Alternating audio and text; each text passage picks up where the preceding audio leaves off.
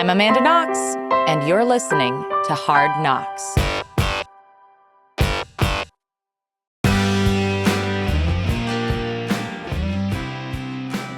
Welcome from India for another excellent episode of Who's Right? Yes. It's me. And it's me. We are here in Ludhiana, India, after a whirlwind trip. We've been to several cities. If you want to know more about that, you'll have to, talk to us on Substack. Yeah. But suffice it to say, here we are on the road. And we're ready to argue. Thanksgiving is around the corner. We're going to get home just in time. And kind of debating, like, Thanksgiving, is it good or... Is it whack? Is it whack? Yeah. Okay, so this is a little bit inspired by the fact that I love children's books, and I'm always on the lookout for really cool children's books, especially that are seasonally related. I think that it's really cool to read books around the time of year so you can get a sense of like what's going on thematically and, you know, in the way that we all do. Tons of great Halloween books out there, tons of great Christmas books out there. Not a whole heck of a lot of good Thanksgiving books out there. And why is that? Well, the mythology around Thanksgiving is kind of cringe. It's kind of cringe. So the real story of the first Thanksgiving is maybe something that people don't even really remember from elementary school. I just remember the Pilgrims and the Native Americans. Right. You know, and that's the Native Americans, yeah, like as if they're all one people. Yeah, right. And they all come together to have a meal because it's cold and they're hungry, and the natives are being, out of the goodness of their hearts, sharing their plenty. And everyone's really thankful and kumbaya about it. And then little Timmy's like, what happened next? And it's like, don't worry about that part. Don't worry about that part. Yeah. The real story of the first Thanksgiving is obviously way more complicated than that. It is true that the European pilgrims who were settling were struggling. They were starving. And a local tribe, let me double check that I'm pronouncing this correctly, the Wampanoag, they recognized an opportunity to create a political alliance with the Europeans because they also were weakened by the diseases that the Europeans wrought, and they were trying to defend their land from another Native American tribe. And so they sought an opportunity to create a political alliance with the European settlers. And so they went and they came, and this actually happened 1621. It was a 3-day harvest feast where they shared not just food, but like knowledge of how to cultivate food with the European settlers. And, they had a great meal about it, and then went on to... That alliance was incredibly temporary, and as more European settlers settled, there were land disputes and all of the horrible genocide and relocating of the Native Americans. So, another important point here. I didn't realize this until we had just looked it up, but this wasn't a celebrated holiday until the 1860s or something, right? Right. So Abraham Lincoln declared it a national holiday 240 years after the actual event right. He took just kind place. of reached back into the past and said, what about this moment? That can be a holiday. Right. And I'm actually curious, what was the point of that? Like, what was Abraham Lincoln trying to accomplish by celebrating that moment? Like, why was that something that he wanted to make a national holiday? That's something that maybe you can look up while we're chatting. But I think the more interesting question for me is, like, if I were to... So, first of all, it's not, however, the first ever festival about a harvest. Like, ultimately, this is the American, like the very American history version of celebrating a harvest festival, which are ancient and pretty universal around the world. People celebrating the end of the agricultural season, the harvest, and, eating the fact that like celebrating the fact that they're going to survive the winter because they have enough food. Awesome. I love the idea of celebrating just food as a human right, as something that we should all, like food is not something that we should take for granted. And there are times in human history when people have been starving and on the brink of death because they weren't able to have food. So I think that's a really interesting thing to celebrate and be cognizant of.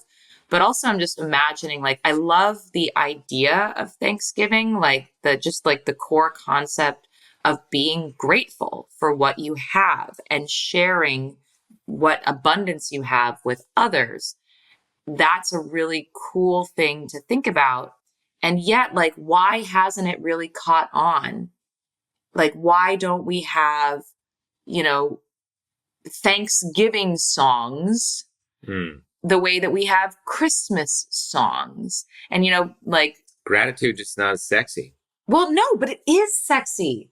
Here's the thing. And you want it to be. Gratitude is so sexy. I am going to come out next year. I'm going to release a single for Thanksgiving. But like, I think the reason is because like everyone is so cringe about it. Like, and it's not a good sign that like some Native Americans today approach Thanksgiving and don't think, oh, looking forward to celebrating the one, national holiday that acknowledges our existence. They go, and which makes sense given the history. Yeah. So I just looked this up, and Lincoln, when he proclaimed National Day of Thanksgiving, didn't make any mention of the Pilgrim's story. Really? That wasn't a part of the proclamation. It was all about healing the nation after the Civil War. And the Pilgrim's story got shoehorned in later as a sort of founding myth. And it had to do with New England wanting to cement its cultural relevance to society and really talking about the Mayflower and all this stuff. And it was a few other people, Sarah Joseph Hale, I think, who kind of, by the late 1800s and in school textbooks, early school textbooks, kind of like started repeating this story of this pilgrim's feast with the natives. And that kind of then got melded in from that point forward. It's not that long ago. It's 140 years ago, maybe, that really entered the national consciousness as tied in with the Thanksgiving Day. Wow. Which is funny because like, even on its own merits as a national myth, even if you like ignore all the genocide stuff that comes after, it's not really a story about being grateful. Right? No, that's what's so funny about it. Yeah. It's like, it's a story about being helpful. It's a story about like looking out for someone in need. And it's a story about setting aside differences to like come together, which are valuable, interesting concepts. But those aren't the same as like being grateful for what you have. Right.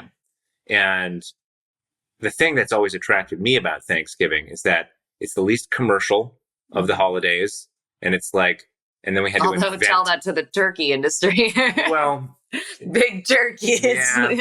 But it's, Black Friday is like almost its own holiday now. Right. Yeah. I don't usually think of I do think of. Well, there's no tradition to buy shit for Thanksgiving. You're not supposed to like show up at Thanksgiving with a present. Yeah. Having spent $1,000 on Amazon. Right. So that's the next day. Yeah, exactly. So I like that part of it. I like that the centerpiece of the holiday is good food and time with family. Yes. Like those are the activities. Right. That's a great thing to celebrate. And not everyone does this, but we do. And I'm sure plenty of families do, is like explicitly talk at Thanksgiving about what you're grateful for. Yeah. This is something we've also tried to do as a daily ritual, even in our family, that when we sit down for dinner with the kids, we come up with something that we're grateful for that day. Yeah. Like it doesn't have to be a thing you only do on Thanksgiving. Right. It's amazing how awkward it is. Like people don't feel comfortable talking about what they're grateful for. It feels so intimate and embarrassing even to like acknowledge at a table full of people things that you're grateful for. At least that's the vibe I've gotten from doing this various times. People aren't used to talking about that. Yeah. And I don't know. I feel like I would love, if I were to design a holiday based around the idea of gratitude, which I totally think should exist, just out of whole cloth, I wouldn't use the Pilgrim story.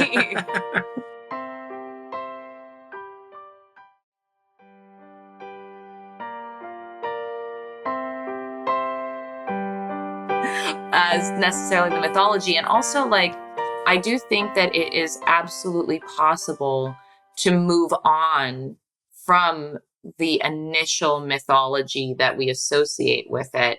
Because, like, even, you know, Christmas, if you think about it, I think it's a good thing that Christmas means a lot of different things to different people. Mm-hmm. To some people, it means Jesus being born, blah, blah, blah, blah, blah. To other people, it's like, the Christmas Story movie or Frosty the Snowman, or like, there's a lot of stories around Thanksgiving that you can get around, or it's Santa Claus, like this idea of like some old guy comes into your house for some reason. Breaking and entering. Just breaking and entering. Just reverse burglary. Festive breaking and entering. And so I would love for there to be different stories and mythologies that people can get behind with Thanksgiving in the way that, like, and so that we don't have to necessarily, I think that it would be an interesting exercise culturally for people to imagine new stories and rituals around gratitude. Step one is also to just be like, have no sentimentality about chucking the Pilgrim story right out the window. Well, I don't think we should chuck it right out the window, Why? though. I mean, it was shoehorned in. It wasn't even part of the original thing. Even when it was shoehorned in, it was already several hundred years old. It was a very self-conscious act of national myth-making that even when it was invented was just blatantly ignoring all the history. Yeah, it was whitewashing the history and everything. But also I do feel like... it doesn't fit the idea. No, it doesn't fit the idea. However, whitewashed as it is, I worry that if someone were to say, well, we just shouldn't even acknowledge that thing at all, that story at all, it feels like we're erasing history. We've got Indigenous Peoples Day. It's true. Right now, and which that can be a separate who's right, but like I'm totally fine with replacing Columbus with 100%. Yeah. Although I know the Italian Americans are mad about that. Because they're like, course. That's our dude. That was our cool explorer guy. Come on. Yeah. I also encourage the Italians to pick a better guy. Well, whatever. I agree with you, actually, that it makes sense to. I just wish that there was more of a effort, even on Indigenous Peoples Day, to like have some cross-cultural celebration.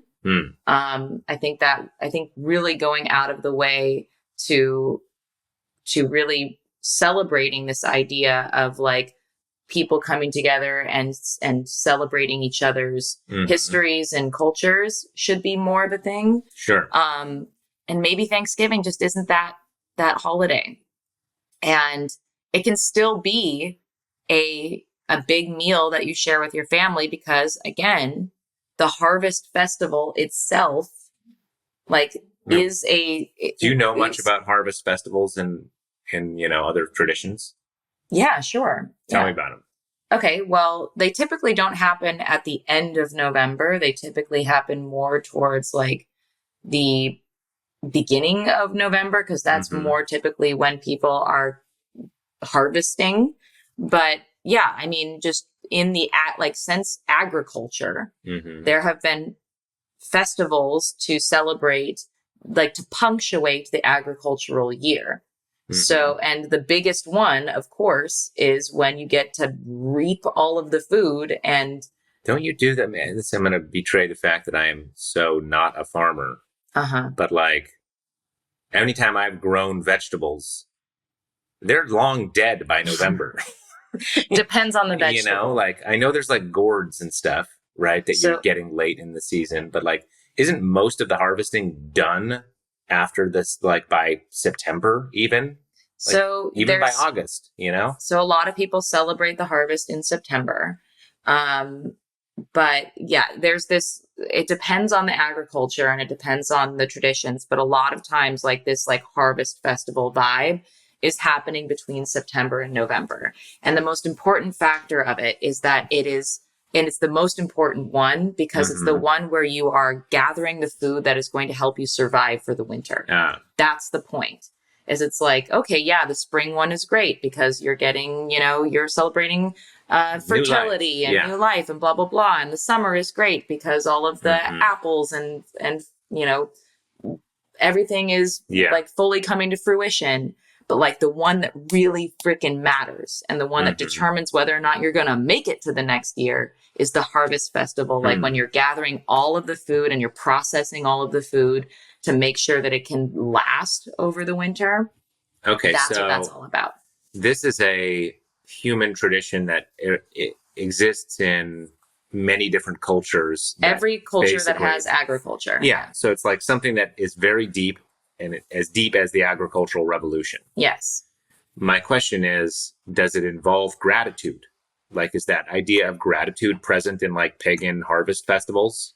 Or is it just about celebrating the bounty of the earth? And I mean, it is in the sense that typically what they are doing is they're celebrating, like they're thankful to the god who is providing for them. And like, they're like, you know, doing little sacrifices and things to the god so that they can like continue to have the favor of the god, the agricultural god. And so like, there is this like acknowledgement that we are at the mercy of nature to survive.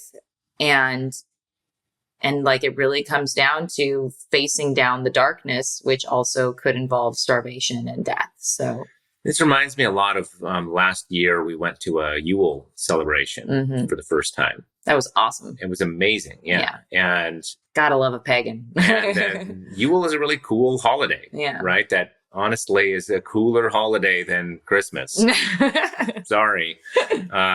Because it's more tied in with our deep human roots relating to the seasons and the darkest part of the year. And, you know, there's some mythology and things from the pagan world baked into that as well. But it's not on the level of like the way the Jesus story is or the way the Santa story is, both of which are, in my mind, equally fake, but loaded with sort of saccharine, insanity on the one hand, on the Santa end, and then like really solemn and over seriousness about the fate of humanity on the other end. And the Yule celebration, in my mind, fits nicely in the middle between those things, where there's poetry and there's stories, but it's not like, you know, you're all going to die in hell if you don't celebrate this baby. Yeah. You know? And it's also not as ludicrous as the Santa story. Right. It has become, at least in our Western tradition. Right.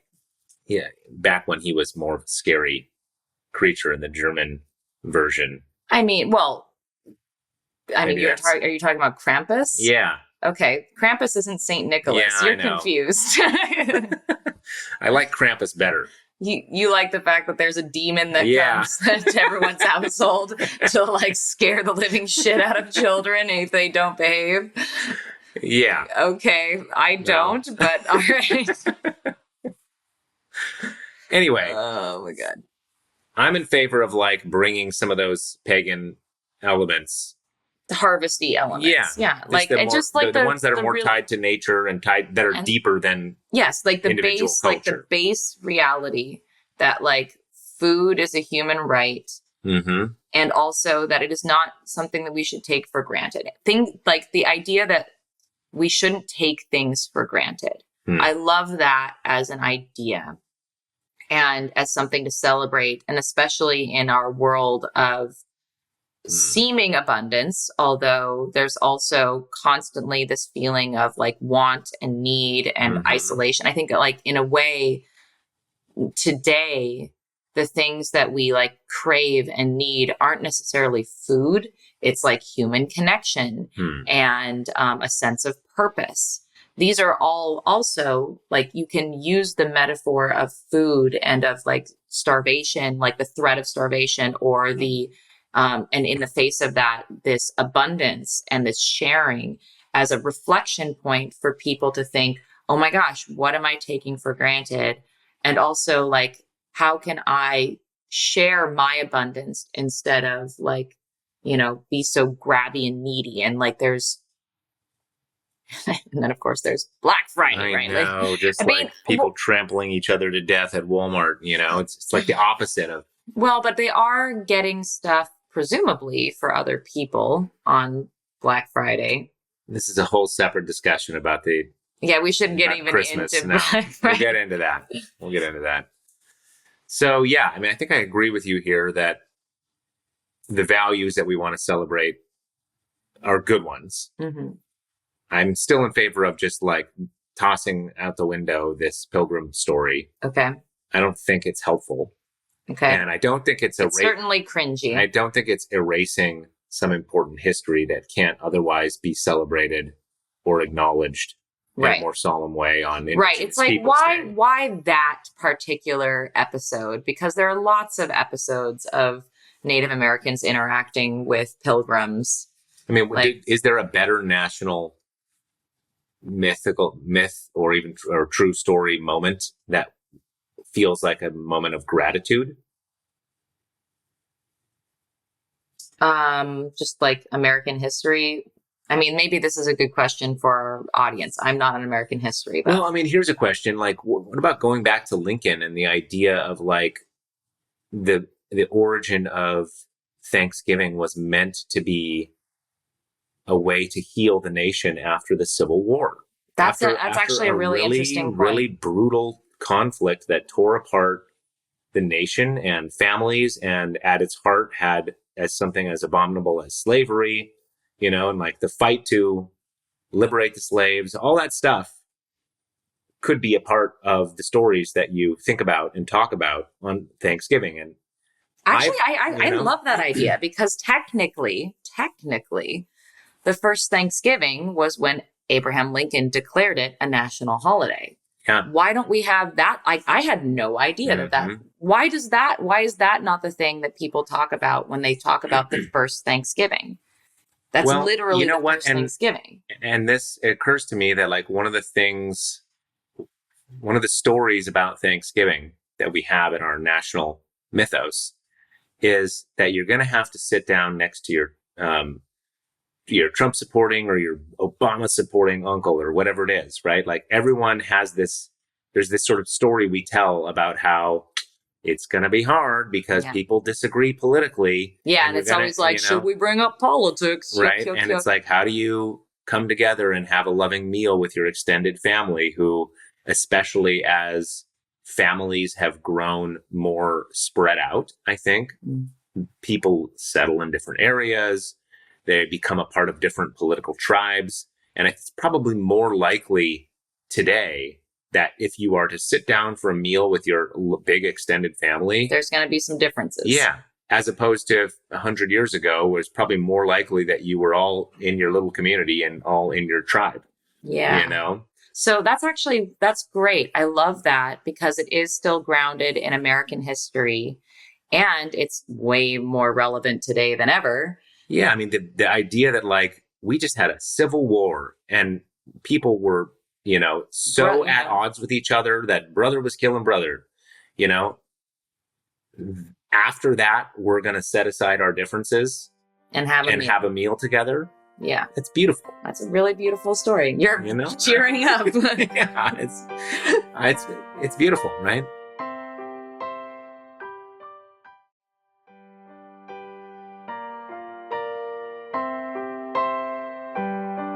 I mean, and it's aspirational. I think that's the other thing. Is it doesn't whitewash reality because like I think that holidays can be aspirational.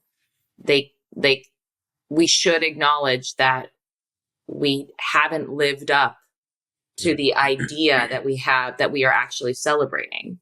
Right. And that we can, you know, like on a daily basis, we are all failing to live up to that thing that we aspire. Well, you wouldn't need I think a lot of holidays are like that. You wouldn't need the holiday if not for the fact that the rest of the days you couldn't hit that ideal. Well, the other, the other very big national holiday is the 4th of July. And the 4th of July is awesome because we fucking won. Like we did it. History, we fucking nailed the British and like got our country. Sorry, any British listeners out there. I mean, it's like you've seen fucking Hamilton. You loved it too. The 4th of July is not an aspirational holiday. It's like a good holiday.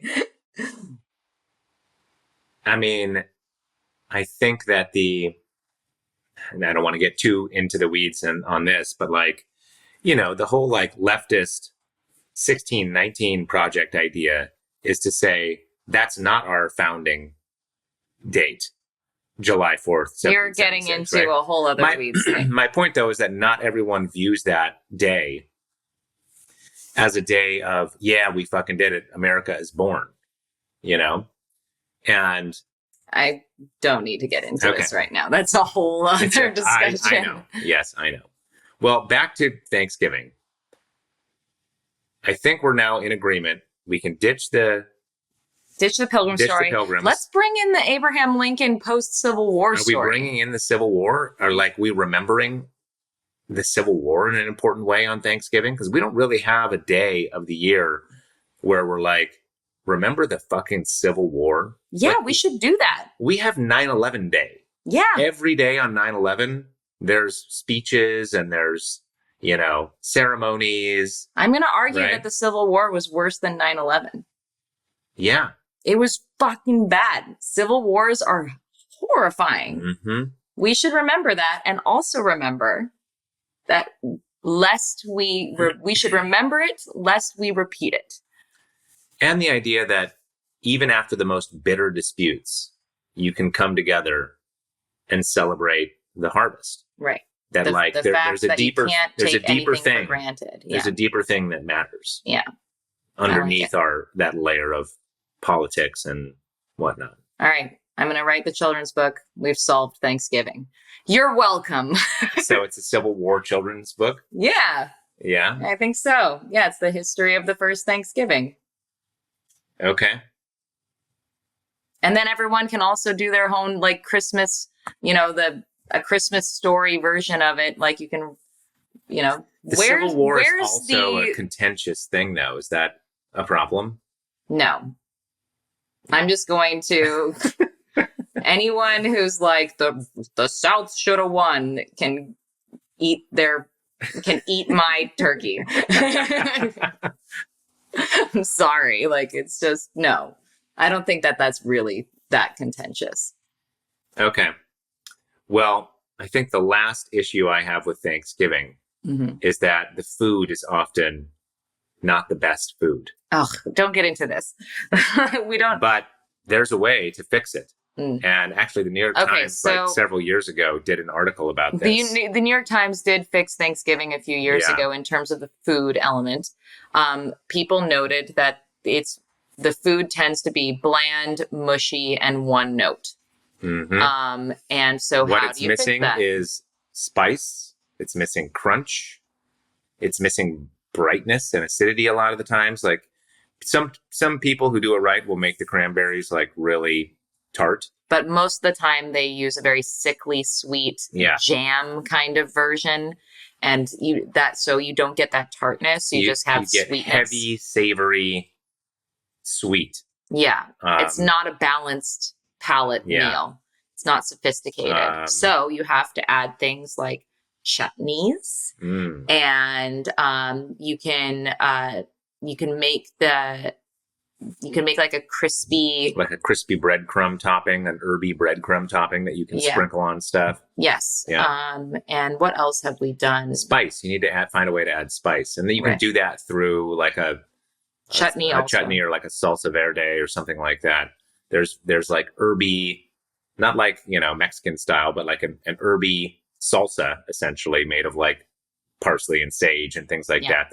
That's bright and acidic and a little spicy, which can go really well on oh my God, it's so turkey. good. Yeah. We like, we're now complete converts to the chutney at Thanksgiving vibes, because it just like elevates everything. It's not overwhelming.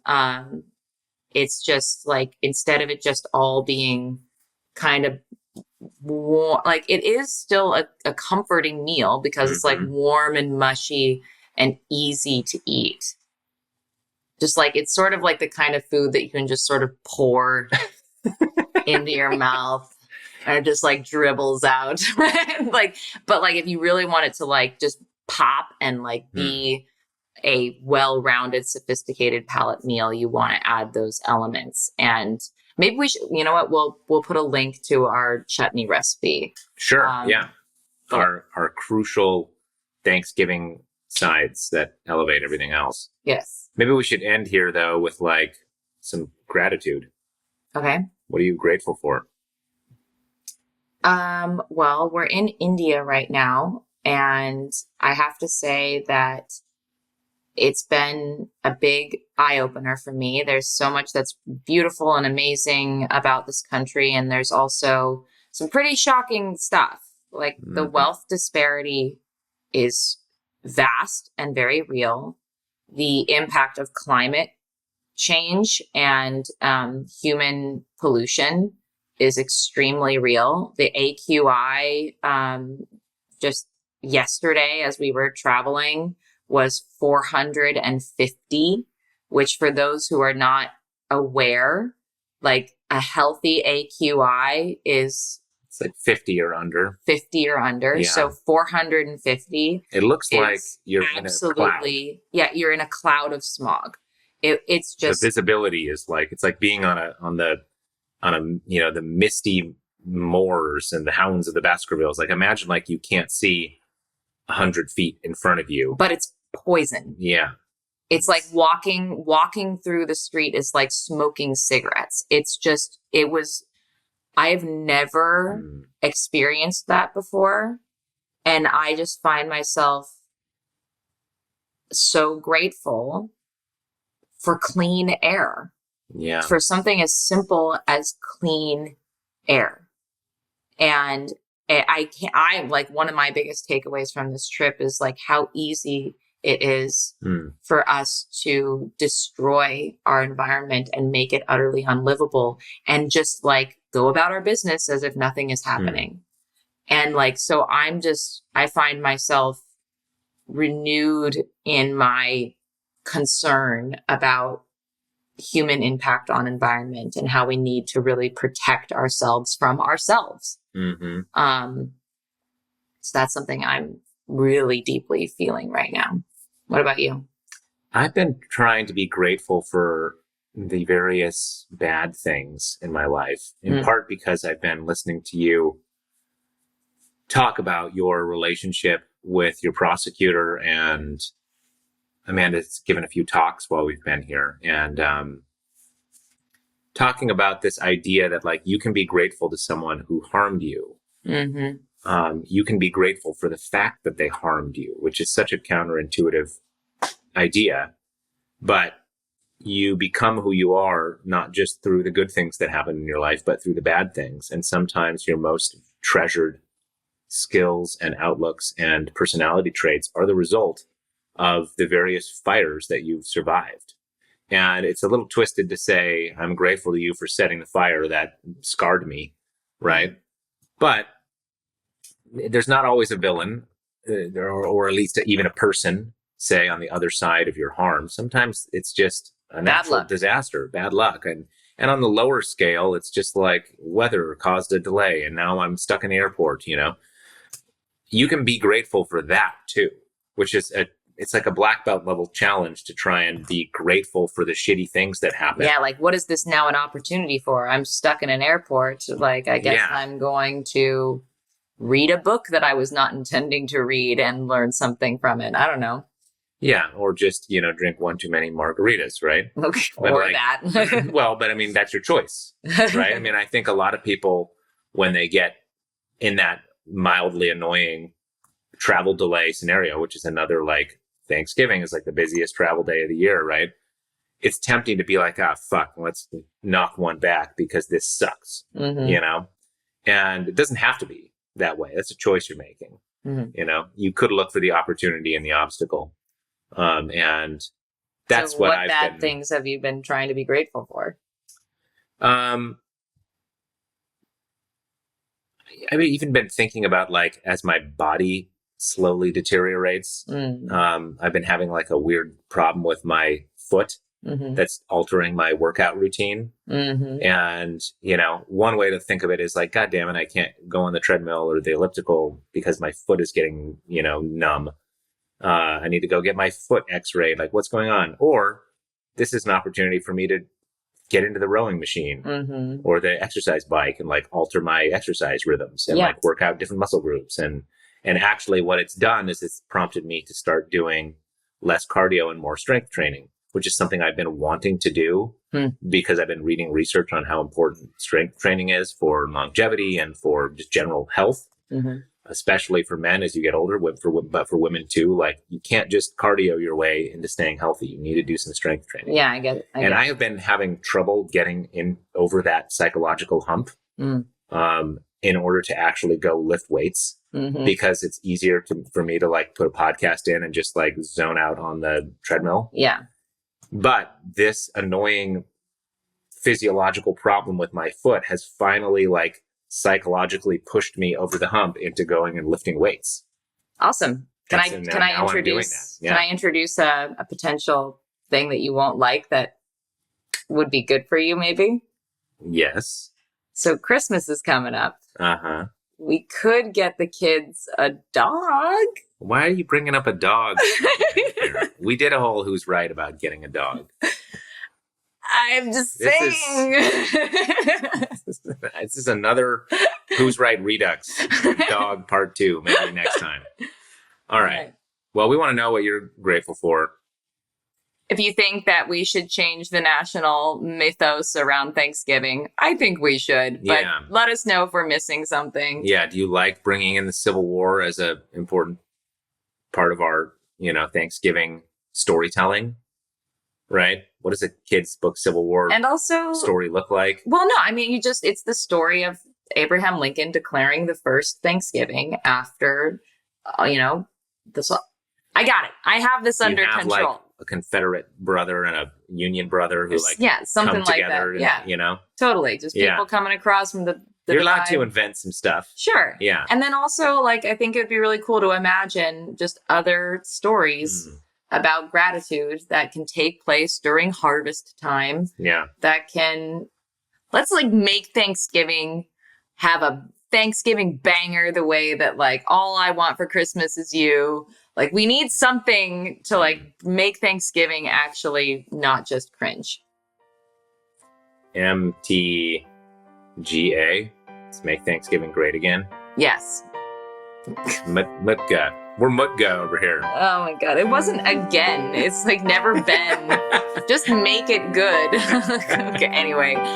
Thank you, everyone. Yeah, you know where to find us.